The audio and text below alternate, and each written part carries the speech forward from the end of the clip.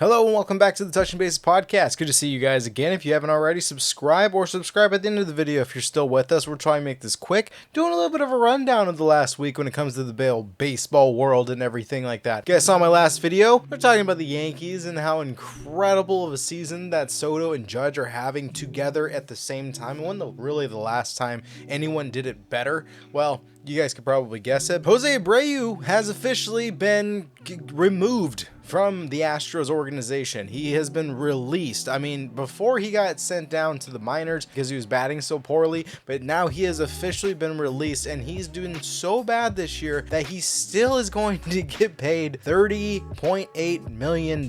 Now, Bob Nightingale had an interesting quote that he put out on Twitter. Yeah, this season, Jose Abreu has batted a 124 with 2 home runs out of 120 plate appearances. He's only played in 35 games, supposedly, I guess, this season, between that and like going down to AAA. But I mean, his on-base percentage is just as atrocious. A 167, slugging a 195, and his WRC plus is a 3 with a WAR of -1.5. So he's actually been hurting the Astros, which explains why the Astros are doing so poorly right now. But at the same time, he's 37 years old and his decline was eventually going to happen and eventually hit him. I just didn't expect it to hit him in one season so rapidly and literally immediately. I don't think anybody's gonna be willing to pick him up just because nobody wants to take on that much money for a player who has an amazing name and a good track record, but is clearly showing that this is kind of the end of the road for him. Cincinnati fan decided to charge the field. I mean, you guys probably all saw this, but here's the video anyways. He jumps on the field and goes hanging out with the center fielder for a game, and then security, they say security in this like newscast thing, but I know it was a cop for sure.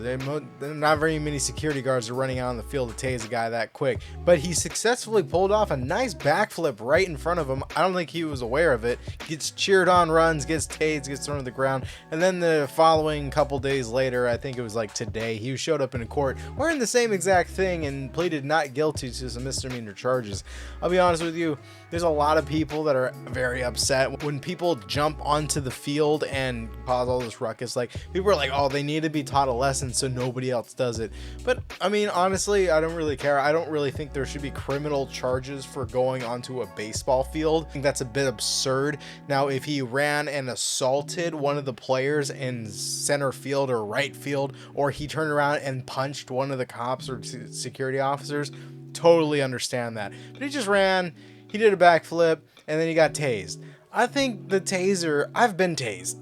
It's not fun. That's good enough as like a repercussion. Like, you paid your debt for that day. I don't think we need to go too much farther into it, but pleading not guilty to misdemeanor charges, honestly, I hope those charges get dropped because that's a bit ridiculous. He got the taser. He wasn't just tackled and put in cuffs. He rode the lightning. We'll just leave it at that. A little bit older news happening earlier in this week. The Dodgers made a trade. I mean, they opened up the trade floods should now start and begin. That we only have like a month away before the trade deadline actually hits, and they made it with the Blue Jays, and not Bo Bichette, not Vladimir Guerrero Jr., but Craig Biggio's son, Cavan Biggio, and he was DFA'd on June 7th, I believe. I mean, he's a utility player. I mean, honestly, I think he'd be a really good infielder if he got a chance, and I think the Dodgers see that as well. And it's incredible how the Dodgers pulled off this trade. It was a 1-for-1 for Cavan Biggio, who was already DFA'd, and the Blue Jays received a right-handed minor league reliever, Braden Fisher, in exchange for Biggio, which is a bit weird and questionable to me. I don't know if it was like a contract thing that they were trying to remove off of their books so they can pick up somebody else for, like, I don't know, some weird specific reason. They're bringing back a Dodgers pitcher in the minor leagues that hasn't played in the majors, who has a 4.49 ERA in his entire minor league career. This year he's pitching a 5.23 ERA, and I just don't understand why you would just drop somebody like this. There's been so many questionable moves that the Blue Jays have made, like even this offseason when they picked up IKF and they re-signed Kiermaier, when they had a lot of options of players that they could have signed and could have spent money on, but they ended up bringing back the same guy, and then they pick up basically Yankees' worst infielder. It didn't really make any sense. And I will be honest, Connor Falefa has kind of come out and started playing this at least this month, so maybe wasn't a huge questionable move. It was at the time, but this one, maybe this will help the Blue Jays. But honestly, this is a win for the Dodgers. I don't know why they would give up Biggio for him, because at this point it makes sense for the Dodgers with Gavin Lux just really not playing up to par with what I think everybody was hoping and expecting. There really is only like 4 or 5 guys that are carrying this Dodgers team and keeping them up at the very top. It's definitely not Chris Taylor, it's definitely not Gavin Lux, and it's definitely not James Outman. I think he's even got sent down to AAA. I might be wrong on that. I haven't paid much attention to the Dodgers recently. So I can see Biggio having that opportunity to get a second wind and really show what he can do. He's coming from an all-star Hall of Fame father who's giving him the genes, make it to the big leagues. And because of that, I think just because if you seem to put on a Dodgers uniform, you seem to do really good. If we look back at Teoscar Hernandez playing for the Mariners, my Mariners, dog shit, really bad player, and then he goes this year over to LA and he's on fire. So I don't get it, what is with the Dodger uniform, but it seems to bring everything alive, and I think Biggio, this is going to be his second chance. Speaking of my Mariners, Bryan Woo was removed from a game early because of a possible injury, having some inflammation and stuff. MRI came back clean. He's perfectly okay, but again, I don't understand. Like, I want Bryan Woo to have an opportunity to play a full season without having any issues on the mound and dealing with injury. It would just be nice if we could have a full season from him. He's just starting out, and I don't want his career to be cut short just because of that. With this whole new strategy of trying to get 6 relievers in there so they can get an extra break, and maybe it'll actually help our main guys perform a little bit better. Maybe Woo can stay healthy, but luckily his MRI was clean, and that's all that matters. What's up with 2024 and everybody getting suspended? I mean, we started out with Noelvi Marte with the Reds getting suspended for PEDs, and then we got into the next thing was betting on baseball, where one player with the San Diego Padres, who was a up-and-coming guy, is banned forever for how much he was betting on baseball. And they're really cracking down on this stuff. I mean, obviously we started with the Shohei thing, and it wasn't really Shohei, it was Ippei, but I don't understand. This whole year has just been suspensions, and I guess trailing off from last year, there's only 2, and those 2 things were a sexual assault technically, and then the other one is a domestic violence case. So I don't know if we're really going in the right direction, but the quantity is much bigger. Now we're looking at umpires that are gambling on baseball. They're gambling violations, I should say. The Major League Baseball has disciplined umpire Pat Hoberg for violation of the league's gambling policy. I haven't really had an opportunity to look into this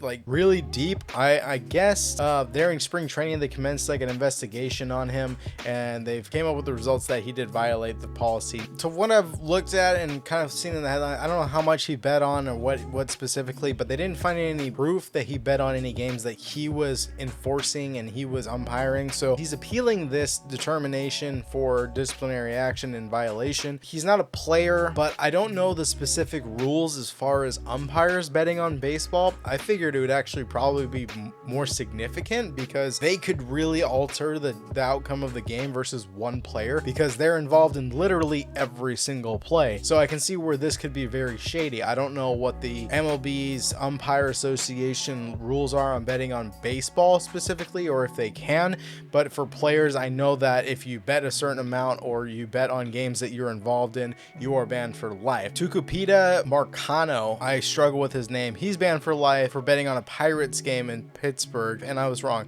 it wasn't a Padres, it was the Pirates, while he was on the injured list last season. 4 other players were suspended because the amounts weren't too significant and they didn't have anything to do with theirs, which I don't know why you're gonna spend any money at all. Maybe because you didn't think you'd get caught doing it, but like, what's the point when you're making all this money playing for the MLB? Why bet it away on something that you're not allowed to when you can do other sports? But you don't have to do baseball, you can do other sports. It doesn't make any sense. Michael Kelly, Jose Rodriguez, Jay Groom, and Andrew Salfrank, that surprised me. I mean, we all heard about his name in the playoffs last season, so that threw me off a little bit, I'll be honest with you. Lastly, we'll kind of go with the trade rumors, and what kind of rolls into the trade rumors is the Braves. Now, they have kind of gotten the worst luck, I think, of any team, and they're still pulling through with a 37-30 record as of today. Worse record than the Seattle Mariners, which is mind-blowing considering, my guess, for the World Series was, and I was kind of hoping for this, is the Braves versus the Orioles. Those are two teams that I felt deserved to go to the World Series, you know, and plus I was kind of hoping that the Braves would knock out the Dodgers just because of how much money they spent. I thought that would be funny and ironic. Unfortunately, Spencer Strider, the number one, probably best pitcher in the National League, goes down with Tommy John within the first month, and then they lose Ronald Acuna Jr. just a couple weeks ago. So now their number one MVP reigning center fielder is gone for the rest of the season because of a torn ACL.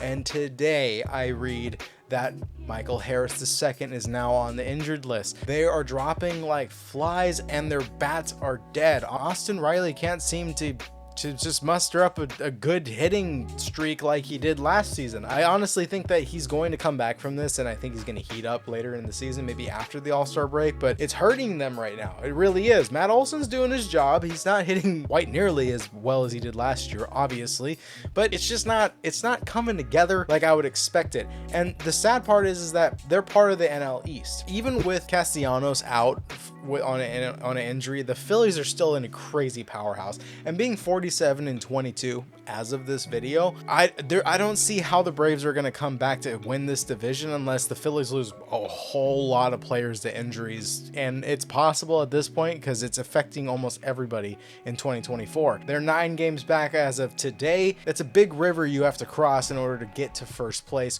with a team that's so hot as it is. So what does that have to do with trade rumors? Well, there's a lot of teams that are doing very, very, very bad, including the Marlins, the White Sox, and the Blue Jays. They're not doing as bad as the other two, and the Blue Jays, who all have players that are coming to the end of their contracts that are star players, and they have no chance of making the playoffs, so they're in seller's mode. The Marlins have Jazz Chisholm Jr. I've mentioned him before about the Mariners trading for him because he still has a couple years on his contract. He might be very viable for filling in that role. He's had a hot bat this season. Well, the Braves could now use another outfielder, a star outfielder, someone that they could afford and they can maybe extend later on. You can take Kelenic and you can take Duvall and put them out in left and right field, or one or the other in center.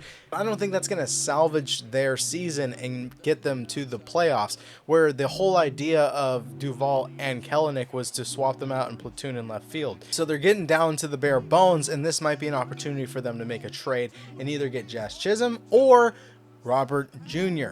Luis Robert Jr. has been hitting hot. I mean, honestly, after watching him pop 2 home runs in the series against the Mariners in Seattle, that somehow tells me that the baseball gods are like, hey Mariners, he can hit here.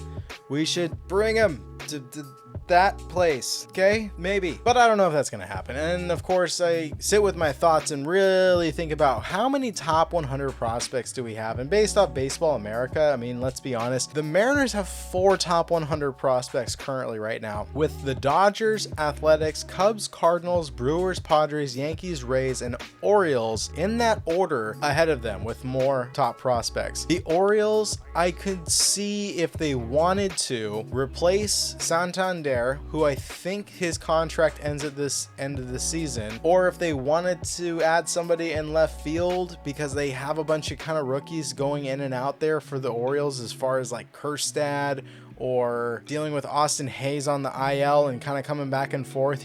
I believe he's been injured twice this season already. They could go out and grab Luis Robert, who I believe has 2 years left on his contract. And you tell me that the Orioles wouldn't make it to the World Series if they added Luis Robert Jr. to their batting lineup. They're already hitting so hot and they have so many prospects, and a lot of them are same year prospects. And what I mean by that, or the same time period, is that they're going to be making it to the majors at the same time, and I don't think there's enough positions available for them to play on this team. So they're just going to be hoarded down in the minors and they get older, which doesn't make sense because it's all about timing. So they would have they're the ones with the surplus that could really get out there and trade away. The Rays, it's not their MO. They bring up these prospects to the majors and then they use them, and then when they get really, really good, they trade for more prospects. The Yankees, I don't see them picking up Robert Jr. I'm speaking on Robert Jr. because he's a hot topic, because they have Verdugo, they have Judge, and they have Soto, and then they also have Giancarlo Stanton, who's their main DH. So absolutely no room for them to pick up an outfielder at this point. And I don't think they want to go after Vladdy because they have Rizzo, so it doesn't make sense. And I don't think that it would be good PR if they went after Pete Alonso for a half-season trade when, again, they still have Rizzo, who isn't exactly the best he's been before this year, but he's still performing, and obviously the Yankees are doing fine. The Padres, I mean, they do have Jerickson Profar, and then they're never going to get rid of Tatis. That's their boy. I don't know if Machado is playing much third base or he's still their main DH, but I believe that he got injured recently, which is ironically, I mean, I don't know how much money they've spent on his contract, and he's been injured most of the time. So maybe there's a possibility that they go after one of these big bats, one of these teams that are liquidating their big names just for a year or two to kind of push them through, because the Padres, they're playing with 500. They're playing a little over 500. I don't see a reason why they can't make something happen at this. Cubs would surprise me as well, just because the Cubs kind of have everybody. They have Suzuki out there. They have Ian Happ, and then they have Tachman, and they seem to be sufficient. Ian Happ's definitely not hitting the best he could and the best he has, but he's still very much Gold Glove contender this year as well, as he has, I believe, the last 2 years. So I would say that the Cubs are probably out on most of these guys, especially with Bellinger being mainly the first baseman since he's back now, and them playing with Pete Crow Armstrong in the outfield as well, and Michael Busch, who can play first and third. This doesn't make sense for the Cubs. But the Cardinals, maybe they have a lot of prospects possibly available. I don't see the reason to take on a big contract when you aren't really in the race for the playoffs at this point in time. And you have the Mariners, and they're pretty desperate, I think, for some bats. I don't know exactly how we're going to get our bats to wake up, but I think we're 1 or 2 bats away, and I think most people would agree with me. There's 1 or 2 really good bats that could really push the Mariners into a World Series contention, not just playoffs. Right now, very much playoffs balance, but maybe ALCS. I don't see them winning the ALCS. I would love for them to. Maybe a miracle. Not right now. We need 2 really good bats, and I would say first base and right field are the places to really stack up. That or give up on this year, drop DFA a bunch of players, trade and liquidate for salary room, and then sign Soto. But I don't think that's ever going to happen, and I think Soto's probably going to go back to New York at the end of the season, or whoever can muster up the big enough contract. Honestly, if the Dodgers go and get him, I think baseball will be broken. So that's all I have for you guys today. Hopefully you guys enjoyed the video. Some more long form talking about some of the biggest and craziest things that happened this week, just because I haven't had anything specific to dial into, and I've been pretty busy. Appreciate you guys tuning in. I will see you guys on the next one, and comment below what you guys think on all this stuff. I really do want to know. It'd be pretty awesome. All right, I love you. Bye.